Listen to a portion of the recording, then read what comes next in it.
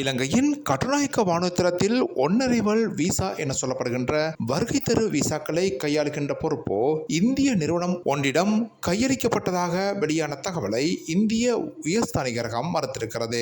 முன்னதாக கட்டுநாயக்க வானுத்தரத்தில் இது தொடர்பில் பயணி ஒருவர் கேள்வி எழுப்பிய காணொலி அதிகமாக பகிரப்பட்டது. அதில் வருகை தரு விசா கையாளுகையை இந்திய நிறுவனம் கையேற்றிருப்பதாகவும் அவர்களுக்கு இந்த உரிமையை இலங்கை அரசாங்கம் எவ்வாறு கொடுத்தது என்றும் குறித்த பயணி கேள்வி எழுப்பியிருந்தார். இது கட்டுநாயக்க வானுத்தரத்தில் குழப்ப நிலையையும் ஏற்படுத்தியிருந்தது. இதனையடுத்து இந்திய உயர்ஸ்தானிகரகம் விளக்கம் அளித்திருக்கிறது. அதில் இலங்கையின் கட்டுநாயக்க வானுத்தரத்தில் வருகை தரு விசாக்களை கையாளும் பொறுப்பு இந்திய நிறுவனமிடம் கையளிக்கப்படவில்லை என்று தெரிவிக்கப்பட்டிருக்கிறது.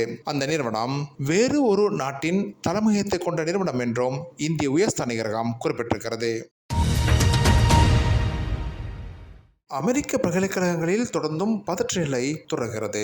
இந்த பல்கலைக்கழகங்களில் பலஸ்தீன ஆதரவு குழுக்களுக்கும் இஸ்ரேலிய ஆதரவு குழுக்களுக்கும் இடையிலான மோதல்களை அடுத்து இந்த பதற்ற நிலை ஏற்பட்டிருக்கிறது. சம்பவங்களின் போது பலர் கைது செய்யப்பட்டு காவல்துறை நிலையங்களுக்கு அழைத்துச் செல்லப்பட்டுள்ளார்கள். சில இடங்களில் மாணவர்களுக்கும் காவல்துறைக்கும் இடையில் மோதல்களும் இடம்பெற்றிருக்கின்றன. பலஸ்தீனத்தில் இஸ்ரேலிய நடத்தும் தாக்குதல்களை கண்டித்தும் அங்கு போர் நிறுத்தம் கடைபிடிக்கப்பட வேண்டும் கோரியும் பலஸ்தீன குழுக்கள் ஆர்ப்பாட்டத்தில் ஈடுபட்டு வருகின்றன.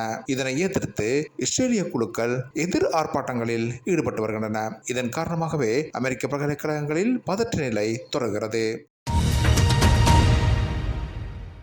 EVM எனப்படும் மின்னணு சாதனங்கள் மூலமே பாரதிய ஜனதா கட்சி தேர்தல்களில் வெற்றி பெறுவதாக கூறப்படும் குற்றச்சாட்டுக்கு உள்துறை அமைச்சர் அமித் ஷா பதில் வழங்கியிருக்கிறார். எதிர்க்கட்சிகள் சுமத்தும் இந்த குற்றச்சாட்டு அபத்தமானது என்று அமித் ஷா குறிப்பிட்டிருக்கிறார். வட மாநிலங்களில் மின்னணு சாதனங்கள் மூலம் பாரதிய ஜனதா கட்சி வெற்றி பெறுகிறது என்று வைத்துக் கொண்டால் தென் மாநிலங்களில் ஏன் பாரதிய ஜனதா கட்சி தோல்வி காணுகிறது என்று அமித் ஷா கேள்வி எழுப்பியிருக்கிறார். இதனை மையப்படுத்தி மின்னணு சாதனங்கள் மூலம் தேர்தல்களில் வெற்றி தோல்வியை தீர்மானிக்க முடியாது என்றும் அமித் ஷா குறிப்பிட்டார்.